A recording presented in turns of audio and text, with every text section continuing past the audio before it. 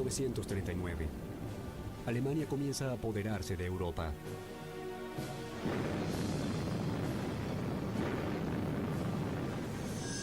Hitler se propone imponer la esvástica sobre el continente europeo. La Unión Soviética dominar Asia a través de Japón y luego América. Pero ¿cómo pensaba Hitler llevar su invasión al otro lado del océano? Con la caída del muro de Berlín y la apertura de los archivos de inteligencia de Inglaterra, Estados Unidos y algunos países latinoamericanos, han surgido indicios de que existió una conspiración nazi para invadir Sudamérica. Muy pocos conocen que antes de que comenzara la guerra, Estados Unidos, México y América del Sur ya se encontraban infiltrados por los nazis.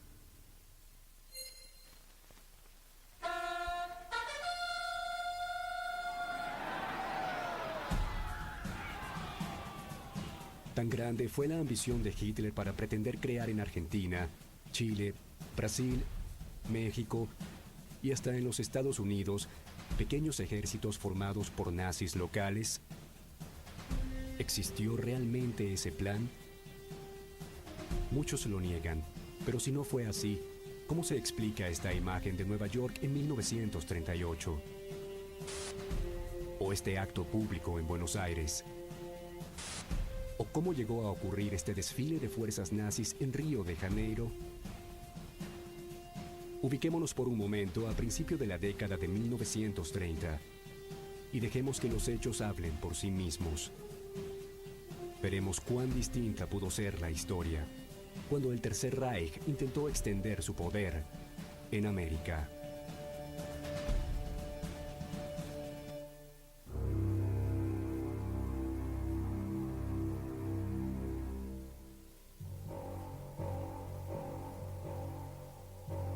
Corre 1938.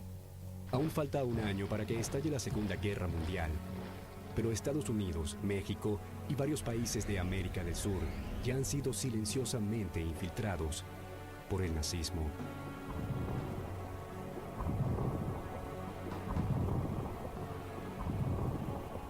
¿Cómo es posible que un movimiento como el nacionalsocialismo, de raíz excluyentemente germana, logre tener semejante influencia en países que pronto serán sus enemigos?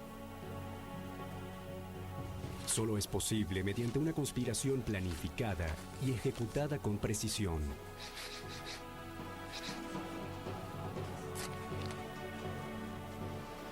Una conspiración que se inicia a principios de la década del 30, cuando los marinos de la Hamburg Süd y Hapag-Lloyd, líneas mercantes alemanas, comienzan a fundar sedes del partido nazi en cada país que pudiera interesarle al Tercer Reich, y llega a su momento culminante cuando los propios gobiernos son infiltrados por los nazis.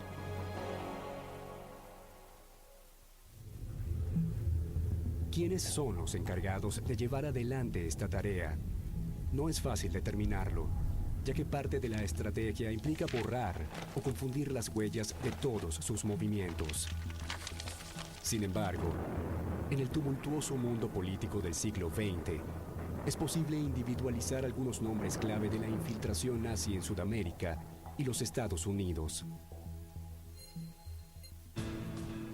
En Brasil se destaca el jefe del partido nazi, Hermann von Kössel. Von Kössel llega aquí en el 34 y va articulando toda la implantación de las células de los partidos nazis en varios lugares de Brasil. Él consigue captar a cientos de miles de colonos germanos y despertar en ellos el sentimiento nacionalista. Ese hombre tiene una importancia fundamental. Por ejemplo, tuvo contacto directo tanto con Getúlio Vargas como con Hitler. En Argentina, el embajador alemán Edmund von Termann seduce a la clase aristocrática. Las élites económicas alemanas, de larga data en Argentina, de larga presencia en Argentina desde el siglo XIX, como así también las élites locales. Mientras, el jefe del partido nazi, Alfred Müller, extiende su influencia sobre los sindicatos. El papel de Alfred Müller es importante, ¿no? Es probablemente uno de los más exitosos en cuanto a capacidad de acción para difundir un poco el nuevo orden alemán en Argentina. En Estados Unidos surge el nombre de Fritz Julius Kuhn, fundador de la temible Germany American Bond y conocido antisemita, anticomunista y agente progermánico.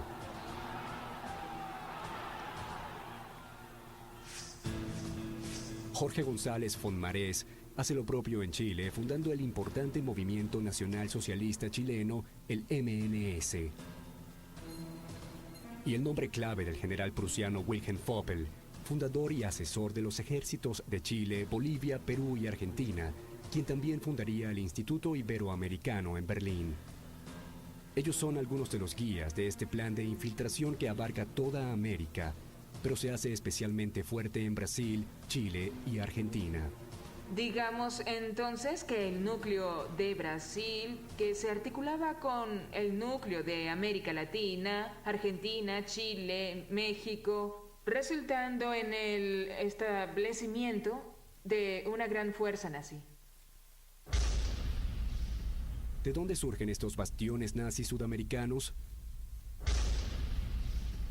¿Qué plan tenía el Tercer Reich para infiltrar y dominar América? El plan nazi se puede dividir en 4 fases y tendrá un éxito hasta hoy insospechado. Fase 1. La juventud. La penetración ideológica en los jóvenes americanos a través de las escuelas de las comunidades germanas. En un país democrático, un ciudadano bien educado es un demócrata. En un país comunista, un ciudadano bien educado es un buen comunista. Y en un país nazi, un ciudadano bien educado es un buen nazi. Fase 2. El poder económico. El lavado de dinero negro nazi a través de empresas y fundaciones alemanas en América. Hubo un plan para que todas las instituciones alemanas comulguen y estén bajo la égida del nacionalsocialismo. Fase 3. La propaganda. La invasión propagandística de Joseph Goebbels. Su propósito es manipular toda la prensa del continente americano. Son periódicos que a través de sus noticias exaltan a Hitler. Él es visto como un modelo político que debe ser seguido, tanto así que Vargas siente una gran simpatía por la figura de Hitler como líder populista. Fase 4. El espionaje. Instalar una avanzada red de espías en América del Sur. Una organización cuyo objetivo es infiltrar los gobiernos latinoamericanos. Digamos que en materia de información podían enviar cosas desde las más banales hasta las más elaboradas. Alemania no exigía ningún tipo de información, lo recogía todo.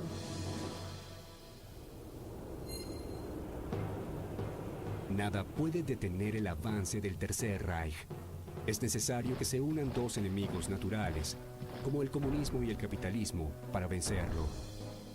Sin embargo, el intento de dominar el mundo avanza. La fase 1 de la conspiración se pone en marcha y la infiltración nazi en los colegios e instituciones alemanas comienza.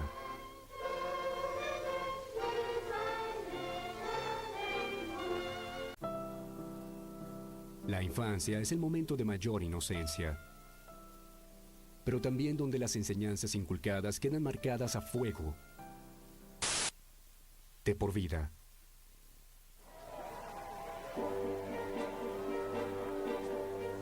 Los nazis pensaban así, y por eso invirtieron tiempo y dinero en formar las juventudes hitlerianas. Pero este modelo no solo se aplica a Alemania.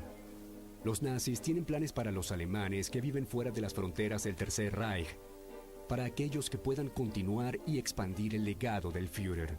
Entonces el gobierno de Hitler creó toda una política de protección a los alemanes en el exterior. El objetivo era justamente el de unir a esos alemanes en el exterior, porque para Hitler era importante esa fuerza. Eran alrededor de 30 millones de alemanes que vivían en el exterior en los años 30. Este es el punto de partida de la fase número 1 de la infiltración nazi. Captar la mente de los jóvenes en América.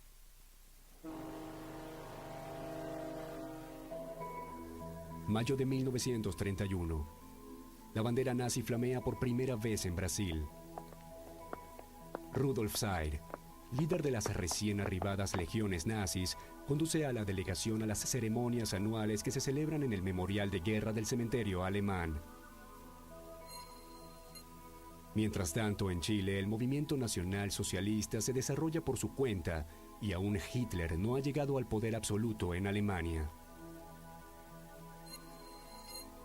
Ese mismo año, William Kohn, Richard Cizik y el general von Nauer fundan la NSDAP, filial chilena y argentina del Partido Nazi Alemán para el extranjero. Sobre todo para medir, yo diría, la importancia de esta penetración, hay que prestar atención a lo que es la Gleichschaltung, ¿no? Es decir, la nazificación, la coordinación, la nivelación que las organizaciones partidistas van a realizar de las instituciones de la colectividad alemana que ya existían previamente al año 1933, que eran muchas, ¿no? Escuelas, organizaciones de beneficencia, clubes, una vida asociativa muy rica y que progresivamente va a ser nazificada, salvo muy contadas excepciones, ¿no?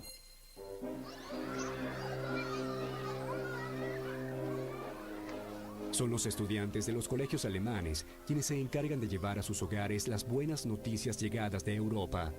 El mundo ya no está atrapado entre el capitalismo y el comunismo. Alemania tiene otra propuesta: el nacionalsocialismo. Pero, en la primera mitad del siglo XX, ¿cómo puede lograr el Tercer Reich transmitir ideología a través de miles de kilómetros de océano? La clave está en los colegios de las colonias germánicas, el primer instrumento de infiltración en los jóvenes. Estos colegios reciben subsidios desde Alemania y demuestran ser absolutamente permeables a las directivas del nazismo. Inclusive en algunos discursos de Hitler aparece esa gran importancia que le da a la juventud. Pues decía, nosotros estamos viejos, él vuelca sus ojos a esa juventud que quiere formar. Desde el Tercer Reich llegan oleadas de profesores especialmente entrenados para adoctrinar a los jóvenes en pos del nazismo. Había docentes que venían desde Alemania y que traían los programas educativos desde Alemania, enseñaban en función de la ideología racista, que además estos docentes debían estar afiliados al partido nazi. Muchos de estos maestros, agentes encubiertos, ni siquiera hablan inglés, español o portugués, pero conocen los puntos débiles de estos jóvenes desarraigados y les repiten exactamente lo que necesitan escuchar: las palabras de Hitler. Pero toda persona de sangre alemana, sin importar dónde viva, pertenece al Reich nazi. Alemanes o descendientes de alemanes, a menudo con más de una gota de sangre alemana en sus venas, de pronto descubren que eran divinos, no sujetos a las leyes de una tierra en la que vivían y a la que debían su lealtad.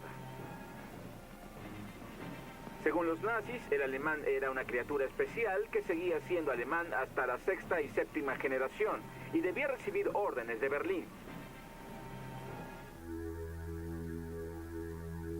Estos maestros no instruyen sobre historia argentina, brasileña o chilena.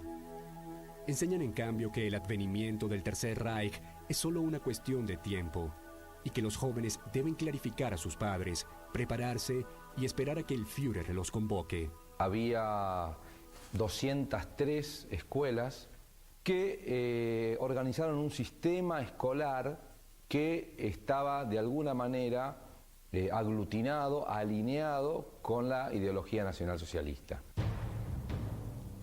Poco a poco, el ideario de esos jóvenes se convierte en un mundo unido bajo la férrea disciplina del nacionalsocialismo, más allá incluso de sus propias banderas. Su aspiración máxima consiste en ser admitidos en las juventudes hitlerianas, que dentro de la comunidad alemana se encubrían en organizaciones como los Boy Scouts. En la Argentina es creada la Juventud Hitlerista, que cuenta con una rama de la Liga de Doncellas Alemanas, Bund Deutscher Mal. En ambas, solamente son aceptados los hijos de alemanes.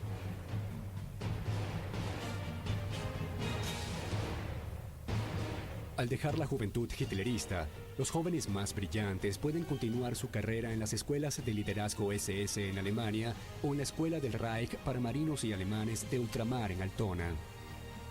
Inclusive, muchos de estos jóvenes viajan a Alemania al estallar la guerra para combatir a todo o nada en defensa de Hitler.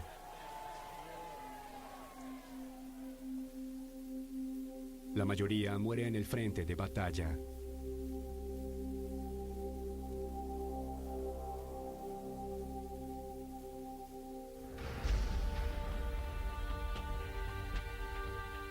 En 1938, solo el 1% de las escuelas de las colonias germanas se manifiesta independiente.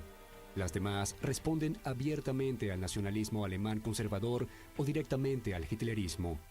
Por ejemplo, en la escuela alemana de Villa Mariana, en Sao Paulo, los profesores se presentaban uniformados con la esvástica en el hombro, saludaban a sus alumnos con un Heil Hitler. En fin, todo el contenido era muy semejante al contenido enseñado en la Alemania nazi. Los programas de estudio bajan directamente desde Alemania. Los alemanes disidentes, judíos y no judíos, se encuentran con que ninguna escuela de la colectividad accede a recibir a sus hijos.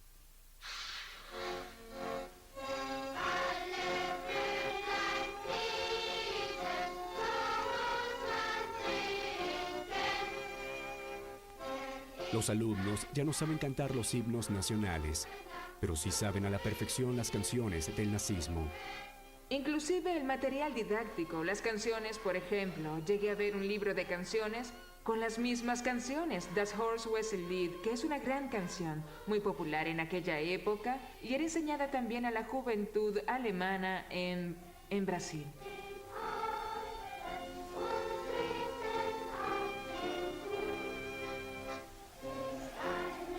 El abuso e ideologización llega a niveles peligrosos cuando los retratos de los próceres locales son reemplazados por los de los líderes nacionalsocialistas. Había retratos de Hitler, se enseñaba básicamente la cultura alemana en clave, digamos, de lo que es la lógica del nacionalsocialismo, los principios raciales.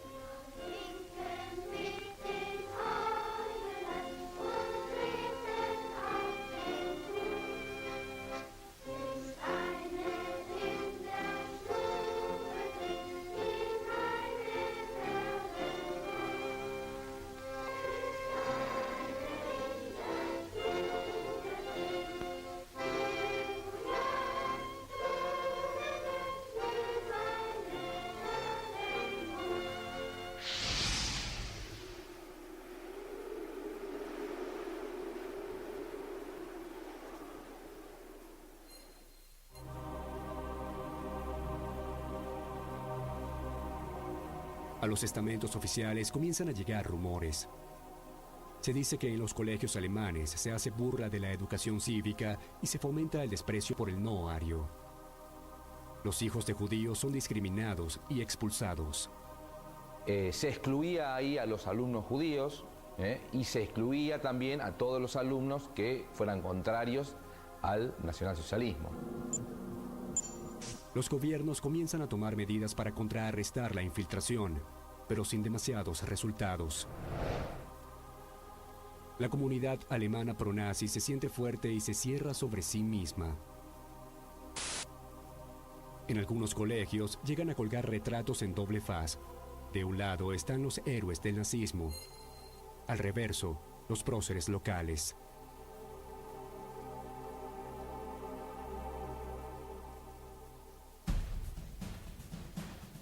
El 18 de mayo de 1938, comienza en la Cámara de Diputados de la Nación Argentina un encendido debate en el cual los diputados Raúl Damonte Taborda y Enrique Dickmann denuncian las actividades nacionalsocialistas en el país. Algo parecido ocurre en todo el Cono Sur. Los ministerios de educación de los respectivos países toman nota de la situación, pero ¿qué pueden hacer los gobiernos americanos frente a tal avanzada sin entrar en conflicto con una Alemania cada vez más militarizada y poderosa?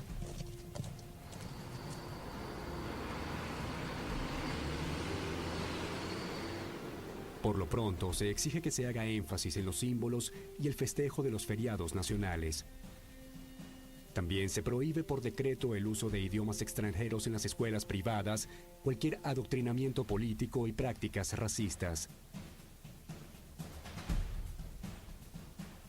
Esto trae problemas a todas las colectividades. Judíos, italianos, japoneses, ingleses se sienten obligados compulsivamente a abandonar sus tradiciones y el cultivo del idioma de sus ancestros. La oleada de protestas genera cierta confusión, haciendo que el papel de los agentes nazis se mezcle entre los reclamos. Los docentes de Hitler retroceden alegando ser víctimas de la censura. Pueden hacerlo. La primera fase del plan está cumplida. Cuando una ideología logra oprimir a ese grupo de los más jóvenes, a esas camadas más jóvenes, la gente lo considera cruel, pues eso va a marcar las vidas de esos niños para siempre.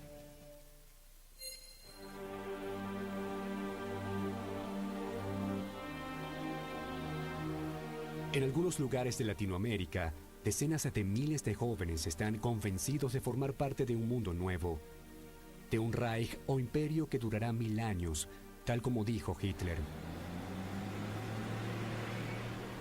Muchos de estos jóvenes nacidos y criados en el continente americano mueren en lejanos países de Europa, defendiendo la causa de un líder que nunca habían visto ni oído directamente. Muchos otros se quedan esperando una orden para lanzarse a defender la causa, una orden que nunca llega. Un ejército de jóvenes nazis latente en los confines de Sudamérica. Es una comunidad de 230 a 300.000 personas que viven en Brasil. Es mucha gente. Y si esas personas se vuelcan a ese ideario, serían una fuerza en potencia. Creo que eso es importante. Y se articulaba también con otros países, pues en la documentación aparecen esos puentes que hay entre las sedes de América Latina. Cabe preguntarse qué hubiera pasado si Hitler hubiese ganado la guerra. ¿Quién hubiera resistido esa invasión desde adentro y desde afuera? ¿Cuánto tiempo hubiera tardado en caer América? Pero la pregunta más inquietante es, ¿cuál fue la verdadera influencia y legado que dejó esta formación en los jóvenes, que más tarde se convirtieron en parte de la sociedad? Puede haber algunos rastros, digamos, de esas cuestiones sensoriales, que forman parte incluso hasta de la estructura inconsciente de las personas, ¿no? Que hacen que le quedan, digamos, esta cuestión de la formación en la más tierna infancia, ¿no? Con la fase 1 en marcha, el Tercer Reich comenzará a infiltrarse económicamente en las empresas y fundaciones alemanas para llevar a cabo la fase 2 del plan.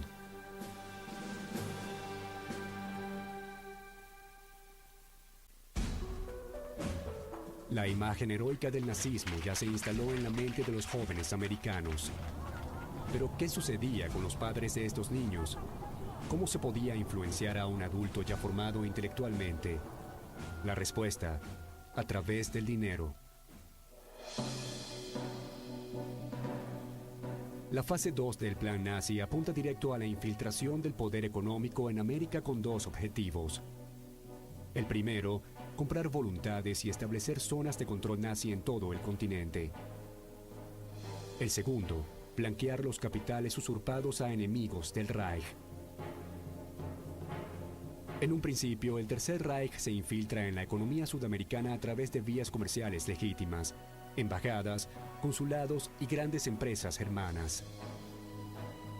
Simultáneamente, la diplomacia nazi desembarca en Sudamérica y avanza sobre el resto de la sociedad en una infiltración sutil e ininterrumpida.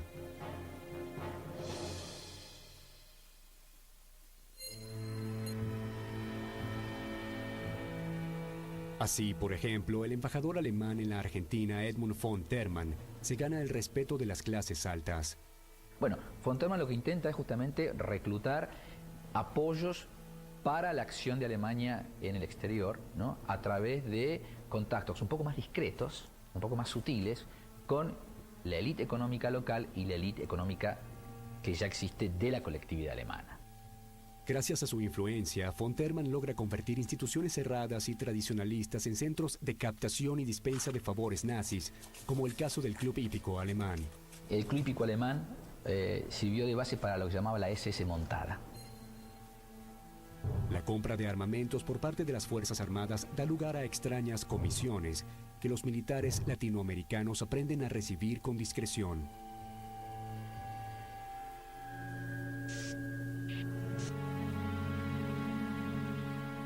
El general argentino Juan Pistarini recibe la Cruz de Hierro del Tercer Reich en virtud de sus gestiones comerciales.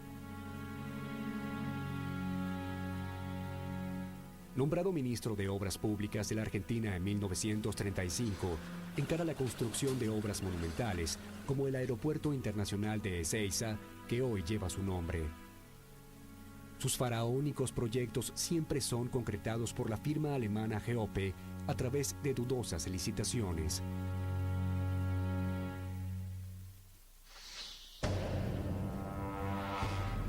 Pero no es solo la Argentina el beneficiario de todas estas atenciones.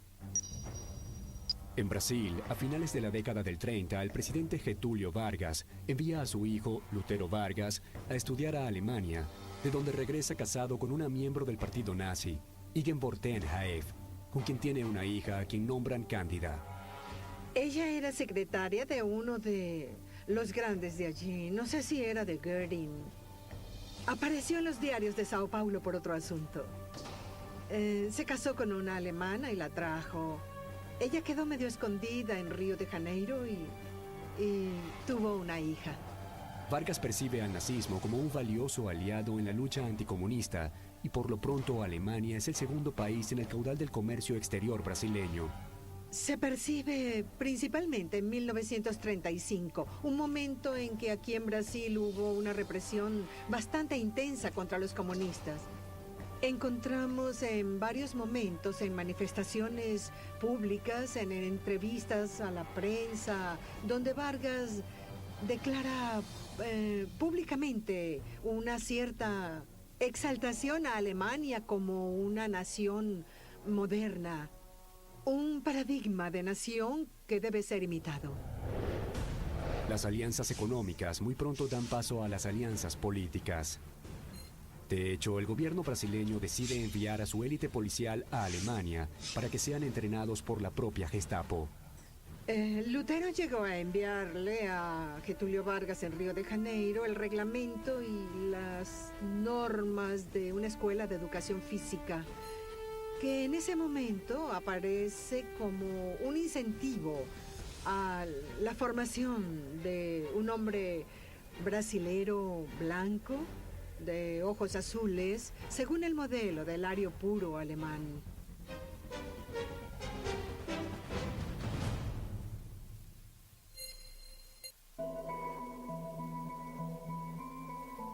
Siguiendo el tramado nazi, en Chile, Jorge González Fonmarés funda el MNS, el Movimiento Nacional Socialista de Chile, que recibe fuerte apoyo económico de la Embajada Alemana en Santiago y de empresarios germanos, a tal punto que Fonmarés es elegido diputado a través del voto popular.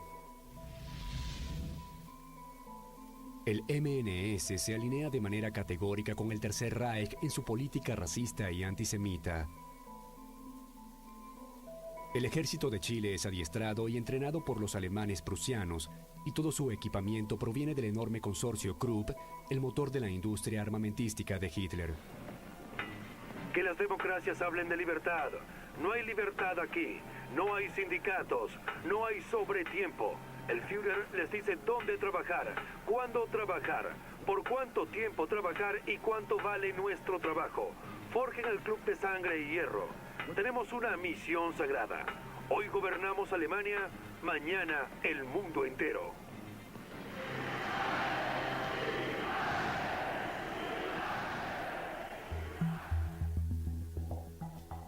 Pero los nazis saben muy bien que la única manera de erigir una dictadura es forjando sus cimientos en la clase trabajadora.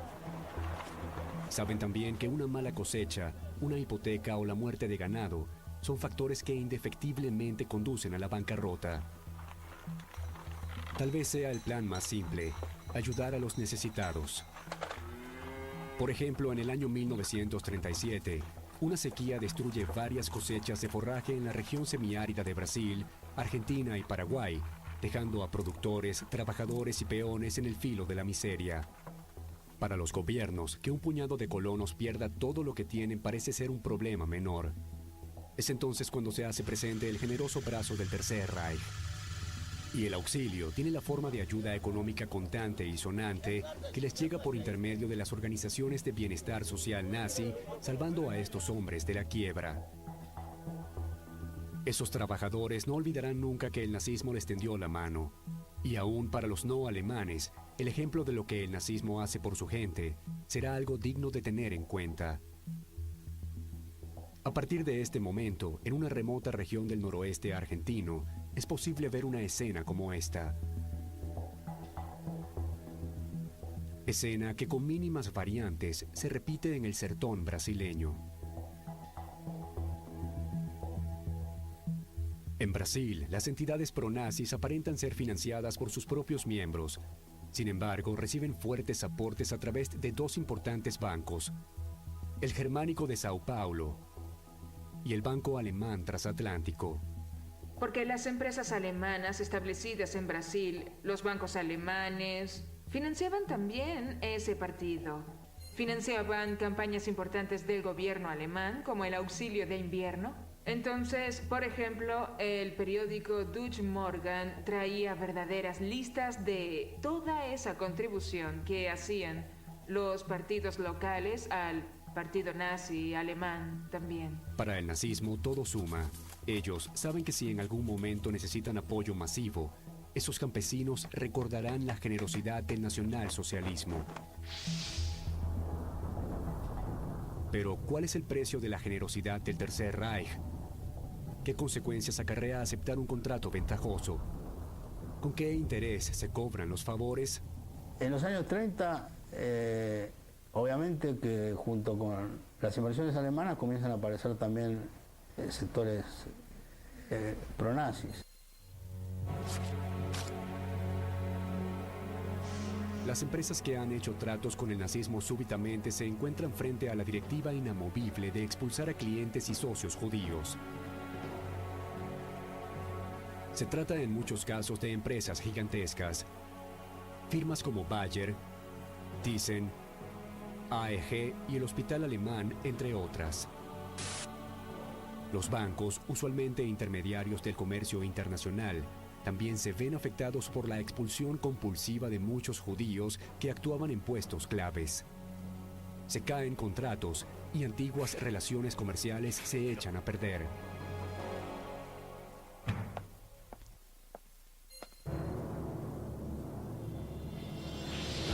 La guerra es inminente y los norteamericanos saben que han descuidado demasiado a los países del sur. De manera abrupta, intentan cortar cualquier suministro de dinero alemán sobre el continente americano. Pero ya es tarde. Los objetivos primarios del Tercer Reich están cumplidos. Si Hitler gana la guerra en Europa, puede soñar con la hegemonía mundial. ¡Ante nosotros se extenderá Alemania! ¡Dentro de nosotros marchará Alemania! ¡Y detrás de nosotros vendrá Alemania!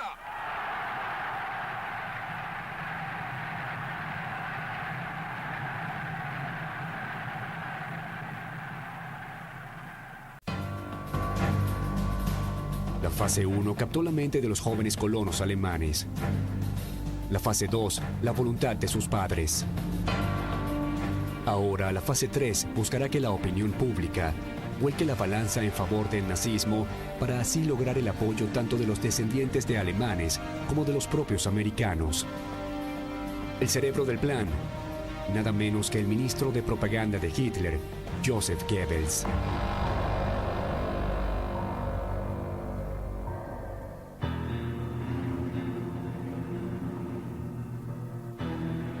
El primer paso de Goebbels es clasificar los principales periódicos de América en 4 grandes grupos.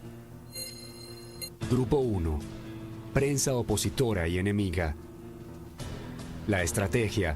atacarlos de todas las maneras posibles. Esto incluye el plano legal, los medios económicos y hasta atentados violentos. Grupo 2. Los independientes. Los que están en la mitad.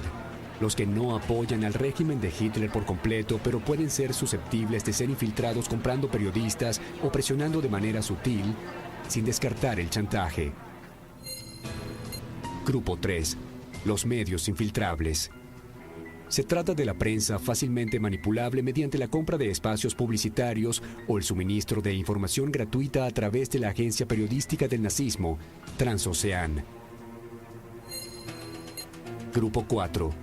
Los medios decididamente pronazis. A estos se les apoya y se alienta su crecimiento y difusión mediante subsidios directos e información cuidadosamente seleccionada.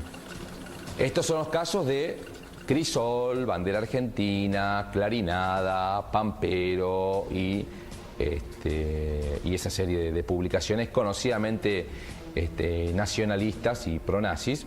Como parte del plan originado en Alemania, en la Argentina el periódico La Razón implementa a partir de 1933 un suplemento especial llamado La Nueva Alemania, que llegó a incluir una foto autografiada del Führer como regalo para sus lectores.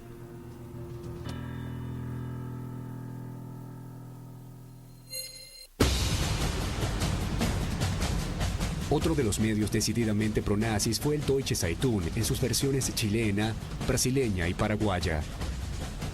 Pero sin duda, fue la versión argentina, el Deutsche La Plata Zeitung, el que se convirtió en el más importante diario de la comunidad alemana pronazi de toda América.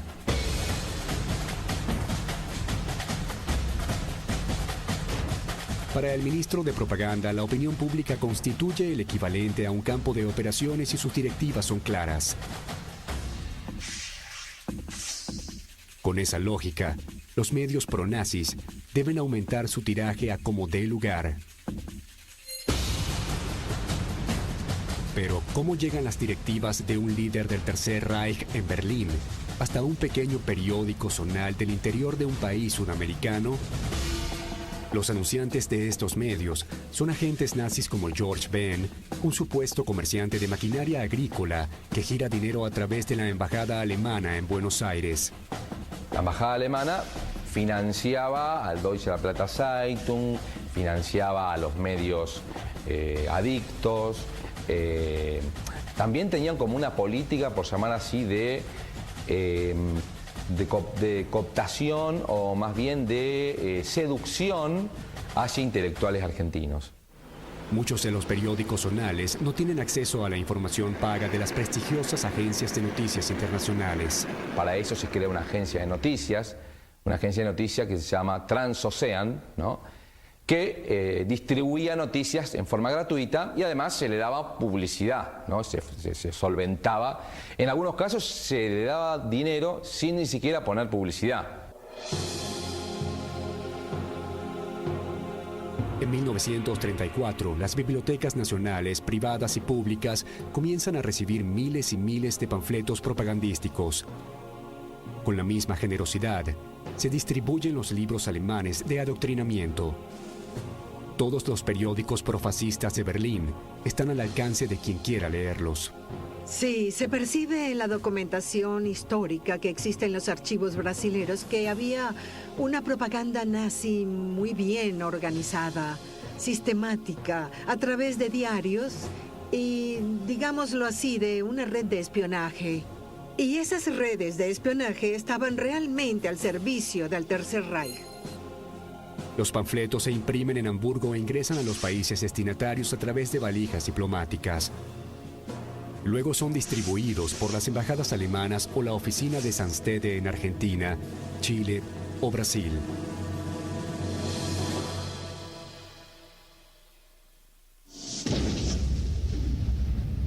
Pero, ¿cuáles son los resultados tangibles de esta infiltración?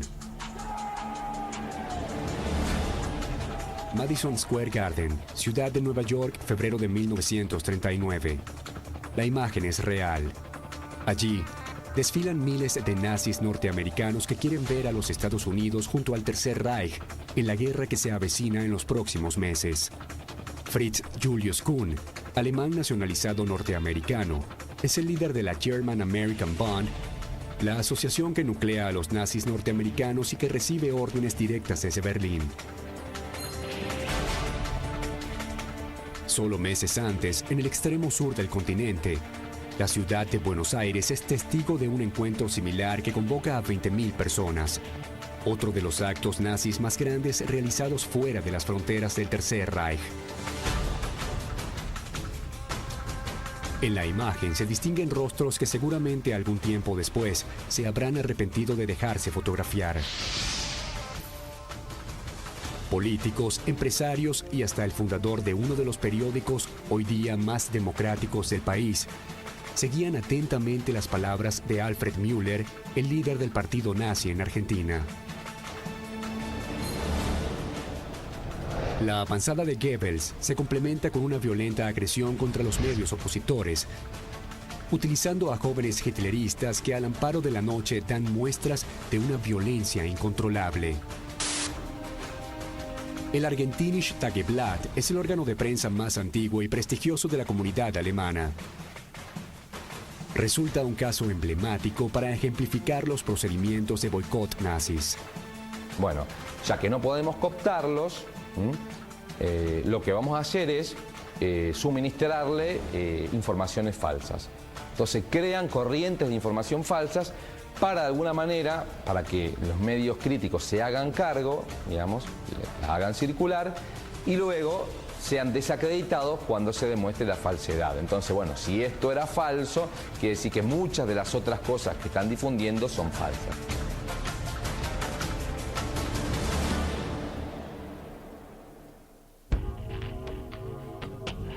Ante la insistencia del periódico en defender su línea editorial, manos anónimas arrojan bombas incendiarias contra la redacción y la imprenta a lo largo de varias noches.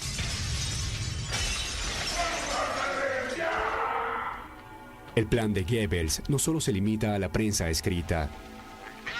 La radio comienza a ser un medio de comunicación importante y el Tercer Reich se propone sacar partido de ello disponiendo de la más moderna tecnología. Cuando estalla la guerra, ya está tendida una red enorme en el cono sur de América y las noticias desde Europa llegan con la versión del Tercer Reich. ¡Fuego! El peligro de pronto está cerca. Los países conquistados por los nazis tienen posesiones fuera de Europa. Esas posesiones están en América.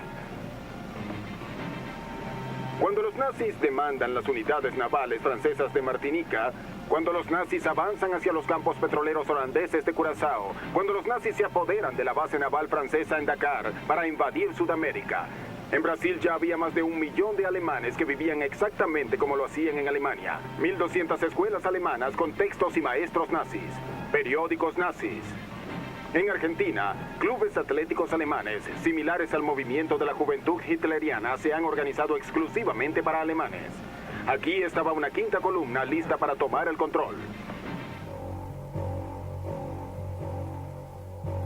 La tercera fase de invasión sudamericana tiene un momento de gloria.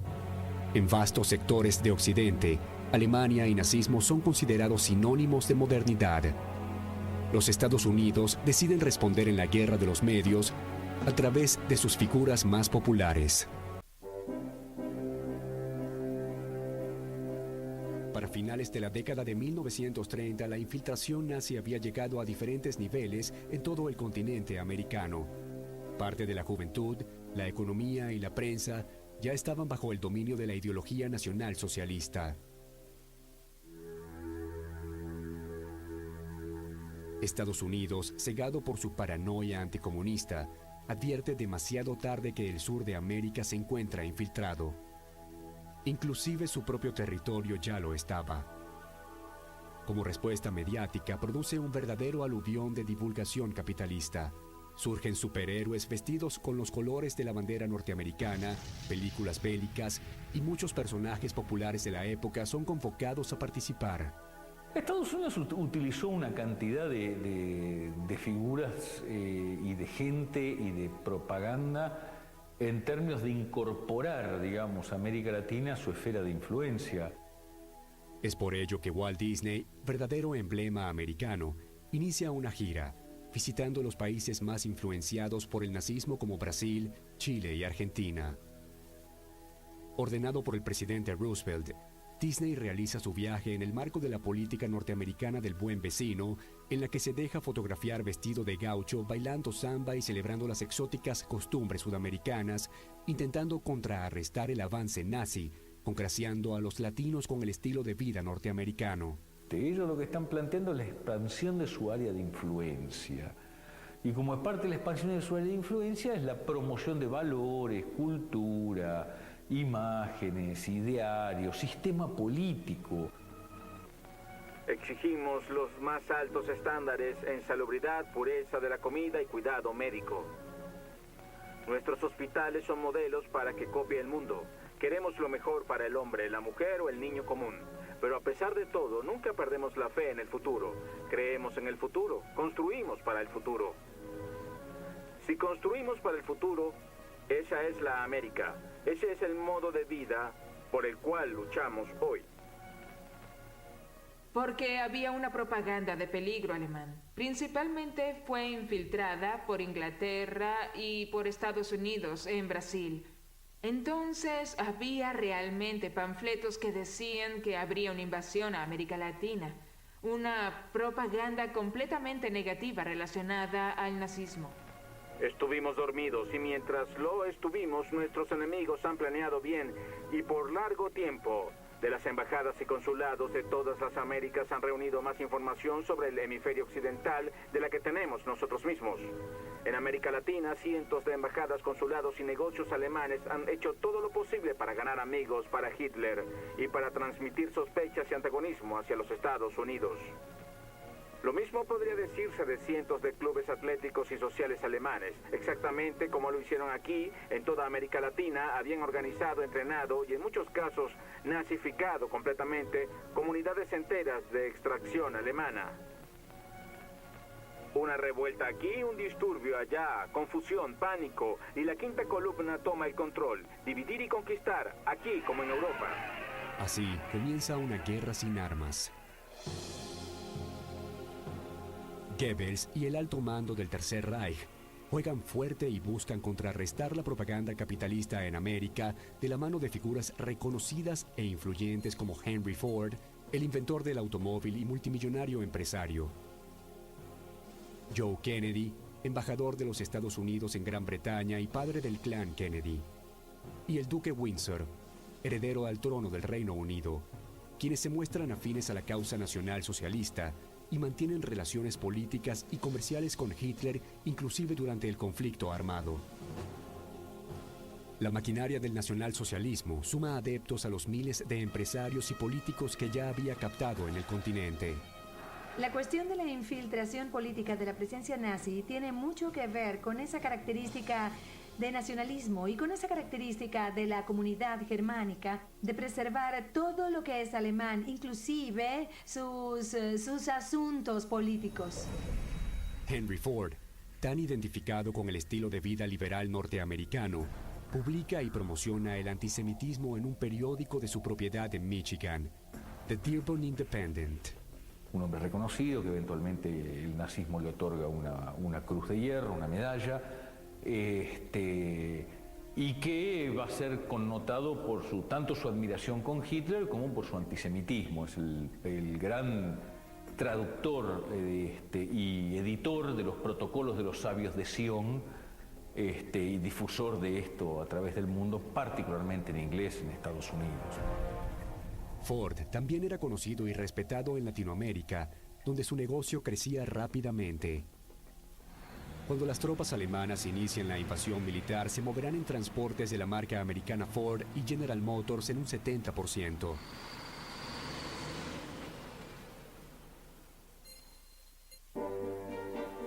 Joe Kennedy, por su parte, intenta retrasar la entrada de su país en la guerra y apoya públicamente al Führer. Roosevelt le quita su cargo y Kennedy vuelve a los Estados Unidos, donde, según algunos investigadores, continúa conspirando en el propio seno del gobierno americano. Joe Kennedy es el hombre que hizo la carrera política de sus hijos sobre todo el primero de John Fitzgerald, en base a un acuerdo con la mafia. Al mismo tiempo siempre se reivindicó pro-norteamericano y no tuvo ningún problema en apoyar a Roosevelt en torno a la guerra, de la misma manera que no tuvo problema de hacer su fortuna contrabandeando licor durante la prohibición y vincularse con el nazismo y hacer negocios. Pero el plan de Goebbels se expandió mucho más. Eduardo VIII, duque de Windsor, conocido mundialmente por haber abdicado al trono de Inglaterra en pos del amor de una mujer plebeya, era otro de los supuestos agentes de infiltración nazi. Cartas, telegramas cifrados y notas secretas enviadas desde el Foreign Office británico a diferentes funcionarios y embajadores demuestran que Eduardo VIII era confeso filonazi y representaba una preocupación para Churchill. Meses después de abdicar al trono en 1937, emprende un viaje a Berlín donde es recibido por Adolf Hitler, siendo agasajado con rango de jefe de Estado. Allí, el duque visita fábricas, instalaciones y ve desfilar junto al Führer a la imponente Wehrmacht. Expresa abiertamente su deseo de paz con Alemania y la creación de un frente común para luchar contra el comunismo. Algunas investigaciones sugieren que un triunfo nazi le podía devolver la corona perdida. Cuando estalla la guerra en 1939, el duque es enviado a Francia y luego viaja a los neutrales España y Portugal. Allí se lo vuelve a vincular con el espionaje y el contacto permanente con jerarcas nazis. Para evitar el escándalo de encarcelarlo, el duque es enviado como gobernador a las Bahamas, un país casualmente americano.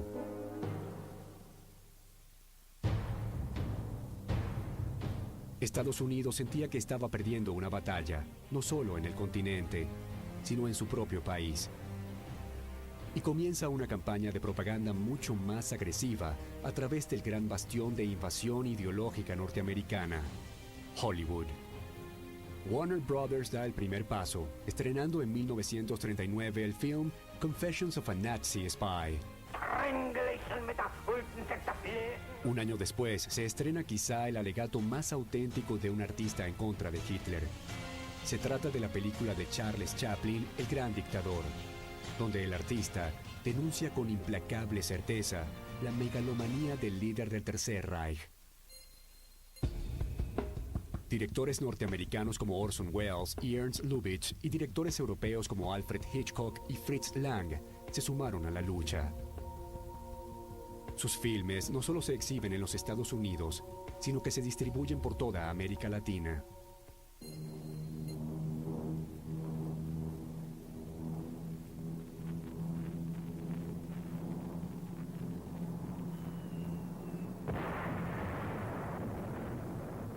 Pero luego del ataque japonés a Pearl Harbor, las cosas cambian.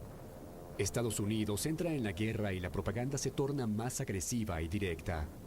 La presión sobre los países latinoamericanos pasa a ser casi una amenaza. Con certeza existía una presión estadounidense muy grande. Creo que la gran responsable de la entrada de Brasil a la Segunda Guerra del lado de los aliados fue esa presión estadounidense que se sintió en la década de los 30 y 40. Con la guerra mediática en marcha, el plan de invasión acelera el paso hacia la última fase, preparando lo que quizás sea la mayor red de espionaje de la historia.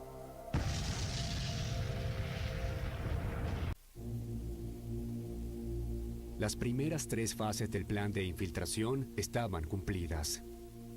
Era el momento de aplicar la última, tal vez la más difícil y secreta.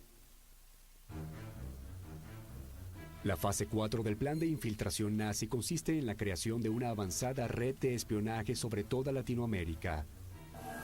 Paradójicamente, la fase más secreta y más exitosa del plan es la que más huellas ha dejado de su existencia.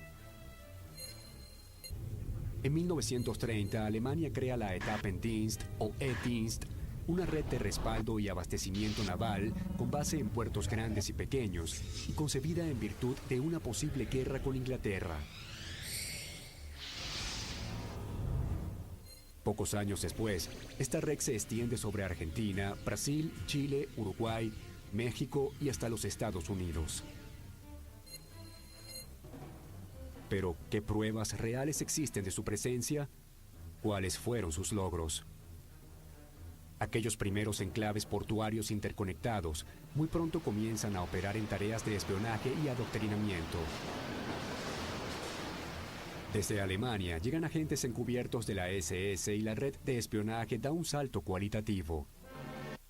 Para suavizar el proceso, envió a sus agentes a todo el mundo, disfrazado de turistas, estudiantes y viajeros comerciales. A las actividades de espionaje se le suman ataques violentos contra sinagogas y medios opositores. Al mismo tiempo, la diplomacia alemana se encarga de brindar un sólido tejido legal que garantiza la inmunidad de sus agentes. Así, las tres embajadas, la embajada alemana en Brasil, la embajada alemana en Argentina y la embajada alemana en Chile, también forman un triángulo de reclutamiento de espionaje. Y allí ellas preparan a algunos de esos hombres inmigrantes. A veces también enviaban a algunos otros y les montaban una red bien articulada de espionaje aquí en América Latina, en América del Sur, digamos. En Brasil, el presidente Getúlio Vargas se apresta a consolidar una identidad nacional brasileña. En ese contexto, toma como ejemplo la avanzada nacionalsocialista alemana como modelo y en 1937 crea el llamado Estado Novo, donde mediante un golpe de Estado disuelve el Congreso y reforma la Constitución brasileña al mejor estilo del Tercer Reich. La Constitución de 1937 fue inspirada en la Constitución fascista y moldeada según los parámetros de una constitución que restringe los derechos del ciudadano. Allí tenemos un incentivo total a la represión y a la censura. Y en ese momento vemos el cierre de las últimas luces de un pensamiento democrático. Por otra parte, la filial chilena del Partido Nacional Socialista Alemán reúne combatientes germánicos de la Primera Guerra que adhieren al nazismo con renovado entusiasmo. Estos viejos guerreros se desempeñan como instructores de las más variadas disciplinas militares en las Fuerzas Armadas de Chile, difundiendo allí su ideología y su fanatismo nacionalista.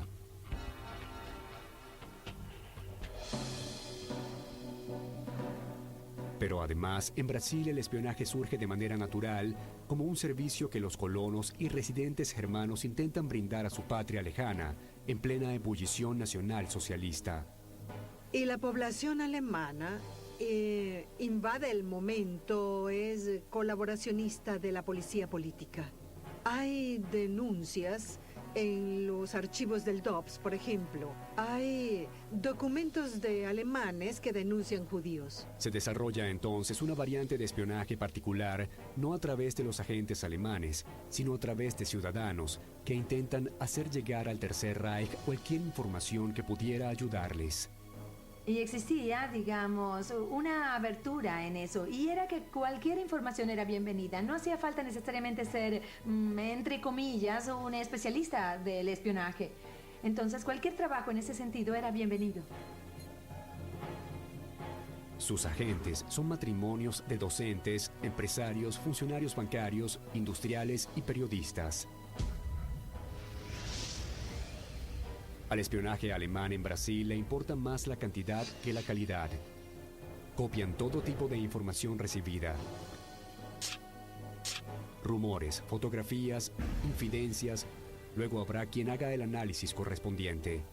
Digamos que en materia de información podían enviar cosas desde las más banales hasta las más elaboradas. Alemania no exigía un tipo de información, lo recogía todo.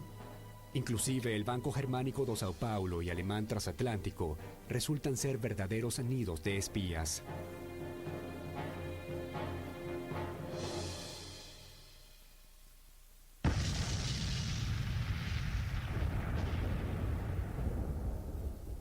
Pero en 1942 Brasil entra en la guerra, sorpresivamente del lado de los aliados. La red de espionaje es sometida a una dura persecución que la obliga a reorganizarse en la clandestinidad.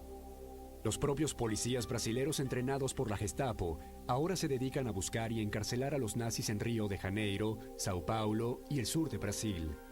En el primer semestre del 42, los espías fueron rápidamente identificados. Eso demuestra cómo la policía, de cierta forma, los seguía. También tenemos la documentación que demuestra cómo la policía les seguía los pasos a esas personas sin reprimirlos necesariamente. Después del 42, la represión fue intensa.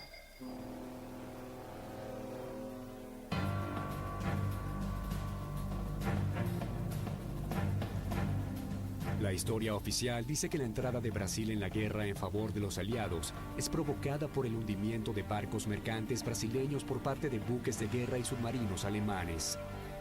Pero existe el mito de que en realidad fue todo una maniobra de inteligencia del gobierno de los Estados Unidos y que estos barcos fueron hundidos por los propios norteamericanos. Porque era tal la relación de amistad, las buenas relaciones internacionales entre Alemania y Brasil, que la mayoría no cree que Alemania haya tenido interés de hundir los navíos. Creen que fueron hundidos por Estados Unidos y culparon a Alemania. Por esto creo que es importante e interesante que aparezca ese mito en su memoria colectiva.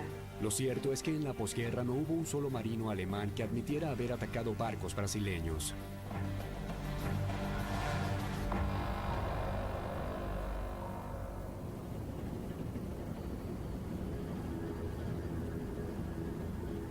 Otro dato a tener en cuenta es que, no bien rompe relaciones con el eje, Brasil es inmediatamente favorecido por Estados Unidos mediante una política de créditos blandos y actualización de armamentos. Estados Unidos le había regalado a Brasil el complejo de Volta Redonda, que es, digamos, fue el punto de partida, la piedra basal de la industria siderúrgica brasileña. Ante esto, la Argentina toma la decisión opuesta y comisiona agentes que deambulan por Alemania ofreciendo su neutralidad a los jefes del Tercer Reich a cambio de beneficios comerciales.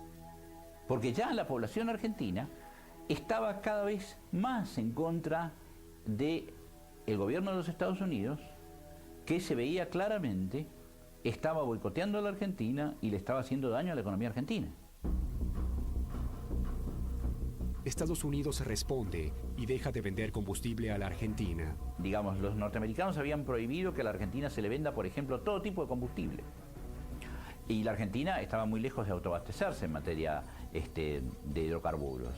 Así que el hecho de que se le negara la importación de petróleo y la importación de carbón significó que las locomotoras argentinas comenzaron a ser propulsadas por leña.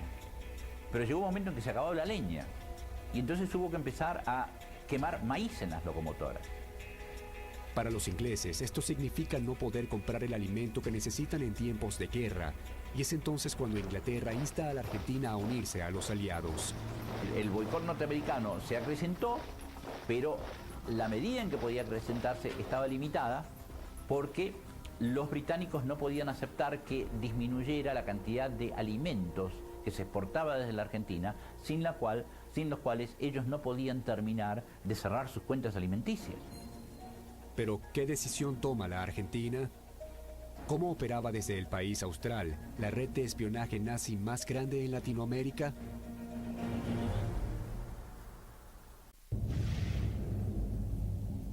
El Tercer Reich avanza en un plan sin límites para cumplir la cuarta y última fase de infiltración mediante una gigantesca red de espionaje en América.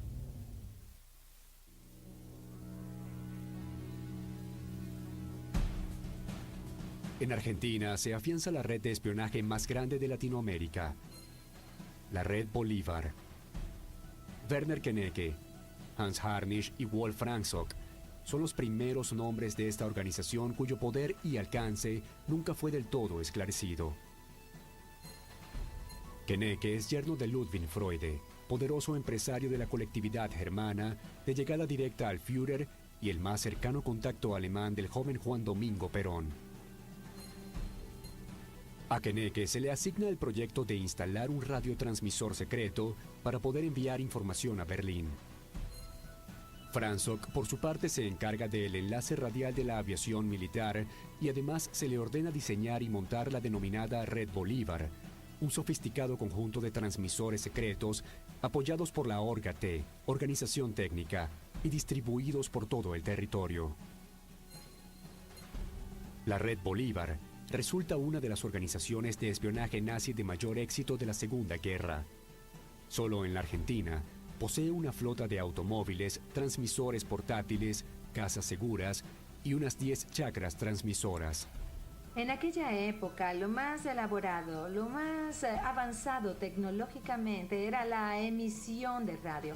Solo que, por otra parte, también era la más complicada, pues no era como hoy con aparatos pequeños que se pierden en el cuerpo de las personas. No, los radios eran grandes, necesitaban antenas, así que eso les exigía mucho más para poder esconderlos y también el que la persona lo supiera operar, de tener los códigos, de conocer algunas técnicas, de estar mejor entrenado. En Brasil se registra la presencia de las redes de espionaje de Salomon Janos, Niels Christian Christensen y Gustav Engels. Esta última, íntimamente relacionada con la Red Bolívar de la Argentina y otras agrupaciones que operan en Chile.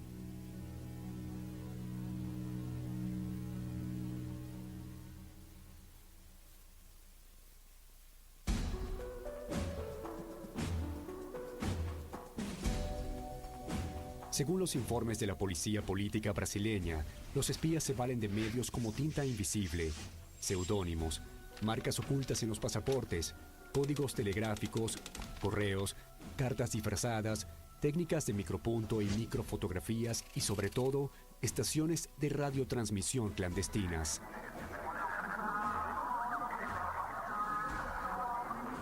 Y las informaciones no llegaban directo, ni siquiera cuando eran enviadas vía radio podían llegar directo, porque también estaban las interferencias de los ingleses y los estadounidenses. También sabían exactamente lo que debían buscar y controlar en ese sentido. Entonces muchas veces las informaciones primero pasaban por América del Sur para poder llegar a Alemania. Entonces a veces salían de Brasil para Argentina para desde allí seguir por otro medio. A veces salían por carta de Brasil para Argentina para de allí lograr ser emitidas vía radio.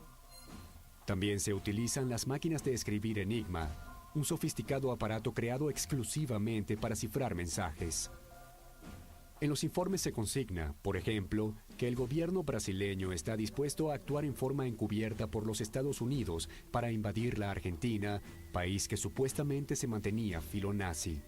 Diplomáticos británicos en Washington que escribían al gobierno británico diciendo, a fines de 1943, que conocían planes de contingencia del gobierno norteamericano para que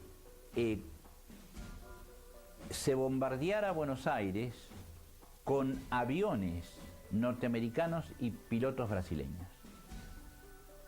El descontento norteamericano toma estado público y las autoridades y la prensa comienzan a denunciar el avance nazi en Latinoamérica, en especial en la Argentina, último bastión del nazismo, según el secretario de Estado, Cordell Hull.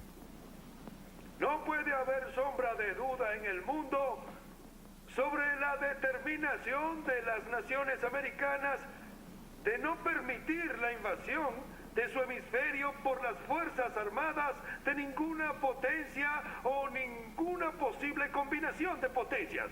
20 naciones americanas se erigieron firmes. Las Américas no permitirían que ninguna colonia europea en este territorio fuese transferida a una potencia no americana. Dijimos, no se acerquen, y hablamos en serio. Según el gobierno de los Estados Unidos, había en Latinoamérica 1 millón de hombres concentrados en batallones y compañías con los que el Tercer Reich podría contar como soldados. También encontramos en los documentos policiales que la policía creía que Brasil podía ser tomado por las colonias de alemanes de Brasil. Tal vez los colonos agricultores allá en Río Grande do Sul ni siquiera imaginasen eso, pero las policías de Río de Janeiro, de Sao Paulo y de Porto Alegre creían que la entrada de Hitler a Brasil sería por las colonias alemanas. Para febrero de 1944, el presidente norteamericano Franklin Delano Roosevelt aprueba la entrega de armas a Brasil y la presión económica a la República Argentina. Ordena el desplazamiento de parte de la flota estadounidense a la zona del Río de la Plata, preparando un plan de invasión al territorio argentino. Pido a este Congreso la autoridad y los fondos suficientes para fabricar municiones adicionales y artículos bélicos de varios tipos para ser entregados a esas naciones que ahora están en guerra contra las naciones agresoras. Nuestro papel más útil e inmediato es actuar como arsenal para ellas, igual que para nosotros mismos. Debemos enviar en creciente número jeeps, aviones, tanques, armas. Ese es nuestro propósito y nuestro compromiso.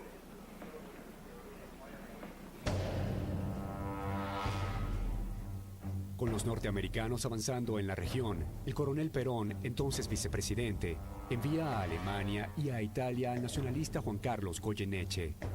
Su misión es ofrecer la neutralidad de Argentina a cambio de tecnología y armamento.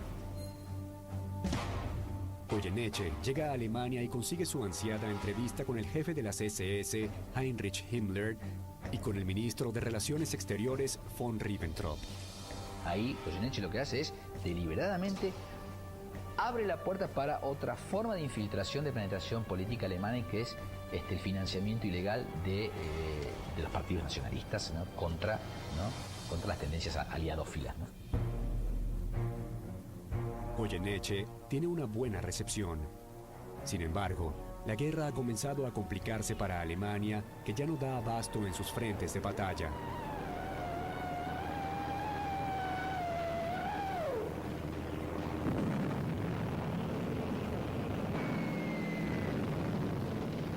Con este panorama y una segunda victoria aliada tarde o temprano, Getúlio Vargas deja de lado sus simpatías al Tercer Reich y, motivado por los Estados Unidos, emprende una caza de brujas contra la comunidad italiana, japonesa y alemana en Brasil. Debían tomarse algunas medidas en función de ese alineamiento, porque no podía ser solo un discurso, una retórica. Necesitaban determinadas acciones que demostrasen ese alineamiento, y una de ellas fue la organización de campos de concentración en Brasil, pues era una práctica muy común tanto a lo largo del siglo XX como durante toda la Segunda Guerra Mundial. La llamada policía política no tiene piedad y arresta a todo posible sospechoso. Incautan equipamiento y propaganda nazi, y los principales referentes de la comunidad germana son encarcelados. Pero el jefe del partido nazi en Brasil, Hermann von Kossel, logra huir hábilmente y regresa a Alemania. Por ejemplo, Otto Braun era el tesorero del partido y estuvo preso. Fue él quien delató a todos los líderes. Pero los grandes líderes como Hans-Henning von Kossel, que era el jefe del partido nazi, salió de Brasil luego de la declaración de guerra contraria. Del rompimiento de las relaciones diplomáticas, salió en un avión con dirección a Alemania junto con representantes del gobierno diplomático alemán. Entonces, creo que la cacería de las esvásticas se dio más en los países pequeños. En la Argentina, ante la resistencia del gobierno, el jefe del partido nazi, Alfred Müller, es deportado. Más tarde, el embajador del Tercer Reich, Edmund von Termann, correría la misma suerte.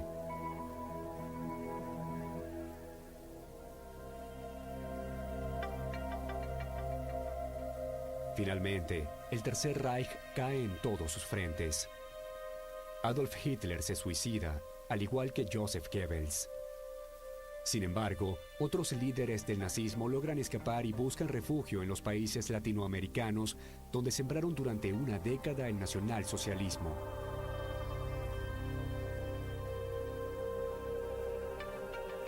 La infiltración nazi en Sudamérica permitió que el Tercer Reich minimizara sus pérdidas materiales y humanas y se ocultara fragmentado, pero dispuesto a sostener su identidad, su ideología y hacer planes.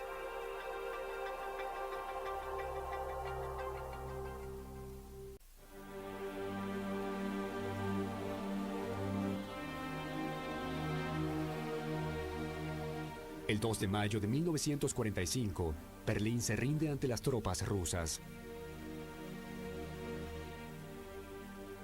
Los sueños de hegemonía mundial de la raza aria terminan. La caída del Tercer Reich precipita la fuga de sus miembros, que huyen para esconderse en los países amigos.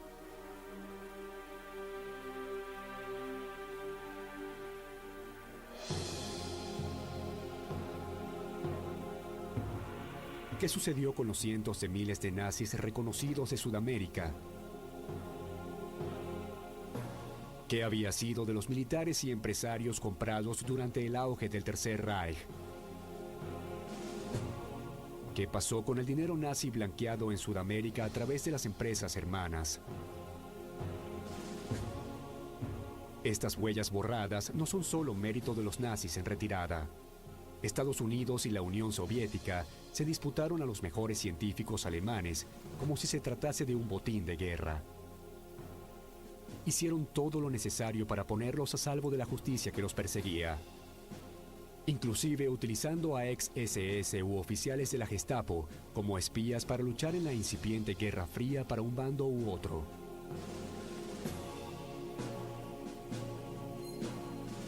Los gobiernos competían por ellos y les brindaban nuevas identidades, un pasado limpio. Así los jerarcas y científicos nazis obtenían puestos de liderazgo en proyectos de investigación secretos y avanzados.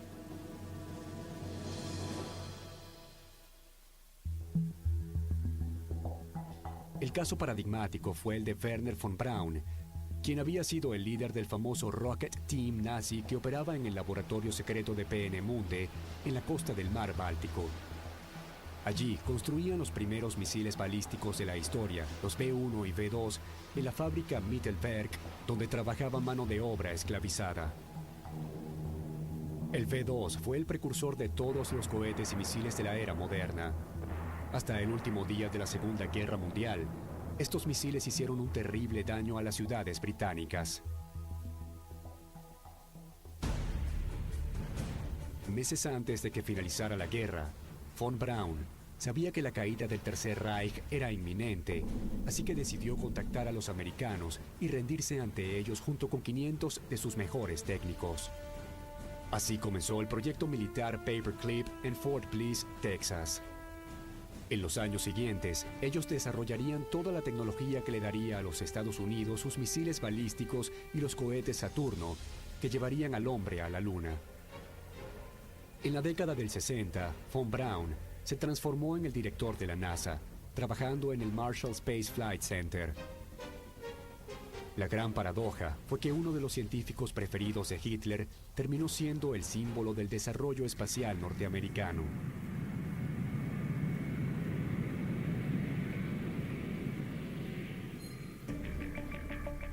Siguiendo el ejemplo de estos, la Argentina de Perón ya había importado al ingeniero Kurt Tank y su equipo de diseñadores aeronáuticos. Inclusive, varios ases de la aviación germana como Hans Ulrich Rudel y Otto Behrens ya estaban en Argentina.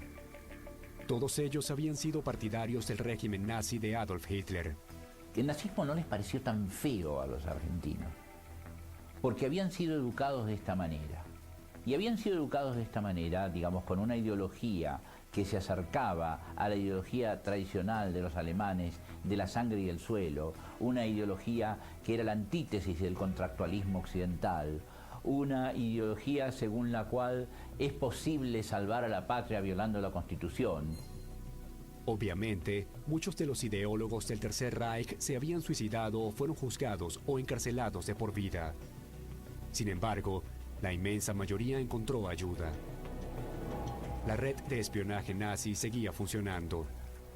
Después de 1945, el gobierno brasileño insiste en la emisión de circulares secretas prohibiendo la entrada de los judíos sobrevivientes del Holocausto a Brasil. Ese es un asunto que debe ser considerado.